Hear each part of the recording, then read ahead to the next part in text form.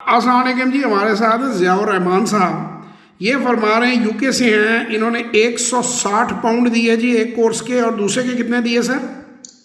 उसके 100 पाउंड दिए थे, मैंने 1 घंटे का कोर्स था जी। और ज़िया साहब ये फरमा रहे हैं कि जो वैल्यू एडिशन इस कोर्स में हमारे कोर्स में हुई है, मैंने जो इन्हें गाइड किया है वो उनसे ज़्यादा है जी। एम आई राइट ज़िया साहब?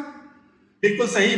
मेरा मकसद यहाँ पे ये बिल्कुल नहीं है कि मैं जहाँ से कोर्स अटेंड किया है मैं उनको बुरा कह रहा हूँ, ऐसी जी बात नहीं है। लेकिन मैं ये कह रहा हूँ कि जो अगर वैल्यू की बात की जाए, मैंने यहाँ पे 2,500 रुपया पे किया और जी उसके अगेंस्ट जो मुझे वैल्यू मिली, मेरा ख्याल है मैं अगर यूके में और यूरोप में इस टाइप का कोर्स अटेंड करूँ तो मुझे 250-300 पाउंड से कम का नहीं होगा।